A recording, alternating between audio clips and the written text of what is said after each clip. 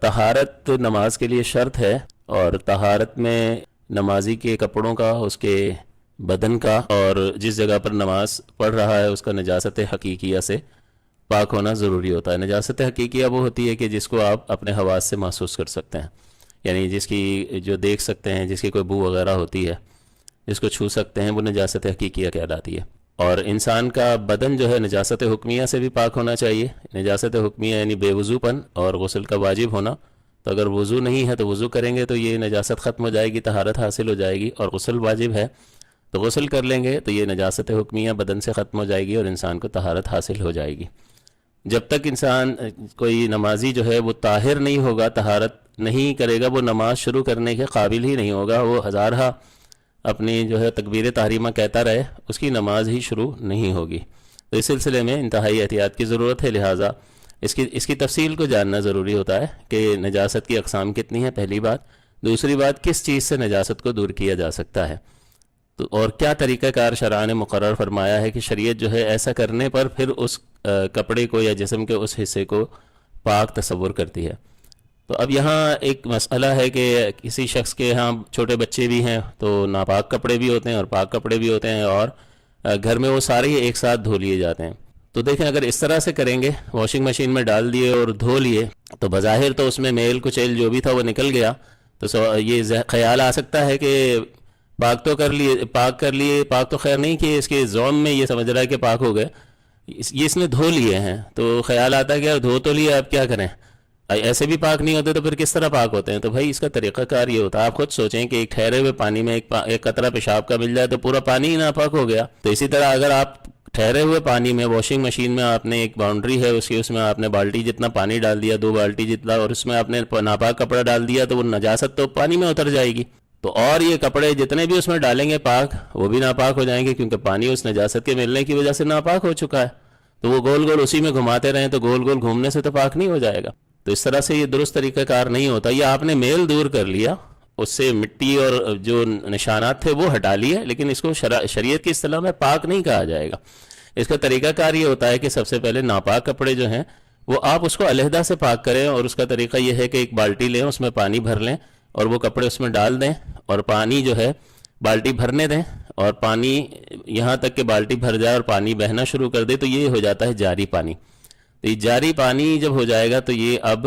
کپڑے جو ہے اس سے نجاست نکل کر بہہ گئی، یعنی آپ جب بالٹی بھریں گے تو وہ کپڑا پھول کر ہو سکتا ہے باہر آ جائے، تو اس پر ہاتھ رکھ کر اس کو دبا دیں گے تاکہ پورے کپڑے پانی میں ڈوب جائیں،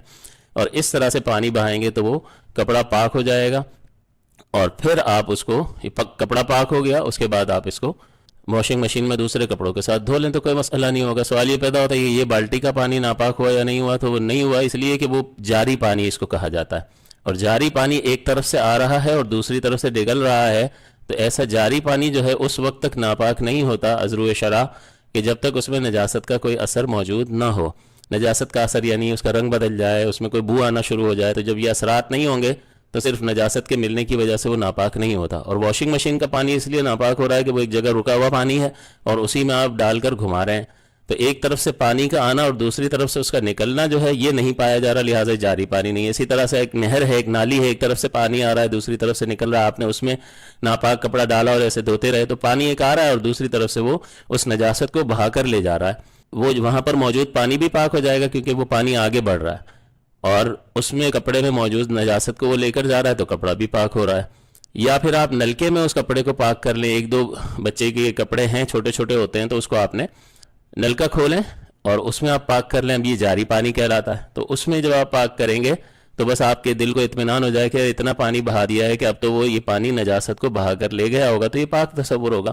اور پھر آپ اس کو دوسرے کپڑوں کے ساتھ ملا کر دھوئیں گے تو اس میں کوئی مسئلہ نہیں ہے۔ اور اگر ایسا نہیں کریں گے، اس ناپاک کپڑے کو پہلے ان طریقوں سے پاک نہیں کیا اور دھو لیے، تو سب ناپاک ہو جائیں گے۔ تو اس میں طریقہ کار یہی ہے کہ جاری پانی میں اس کپڑے کو پہلے دھو لیں اور پاک کر لیں، یا ٹھہرا ہوا پانی ہے تو ٹھہرے ہوئے پانی میں، یعنی جاری پانی ایک تو نہر کا پانی، اب نہر کہاں سے لائیں، نلکے کا پانی جاری پانی متصور ہوگا اور اس میں پاک کر لیں، جیسا کہ بتایا ہے۔ ٹھہرا ہوا پانی ہے، بالٹی سسٹم کا بھی آپ کو بتا دیا، یہ بھی ایک جاری طریقے سے دھونے کا، جاری پانی کو جاری کر کے دھونے کا ایک طریقہ کار ہے۔ تو اس طریقے سے جب آپ کپڑے کو پاک کر لیں گے، اور ضروری بھی ہے، پھر آپ دوسرے کپڑوں کے ساتھ اس کو ملا کر دھوئیں گے تو اس میں کوئی مسئلہ نہیں ہوگا۔ تو ذرا جب کوئی عالم بیان کر رہا ہوتا ہے، کوئی مسائل سکھانے والا مسائل سکھا رہا ہوتا ہے، تو وہ ایسی چیز سکھاتا ہے تو بہت فوراً اعتراض ذہن میں پیدا ہو جاتا ہے کہ یار دھو تو لیے، اب بھی نہ پاک نہیں ہوئے تو پھر کیسے پاک ہوتے ہیں؟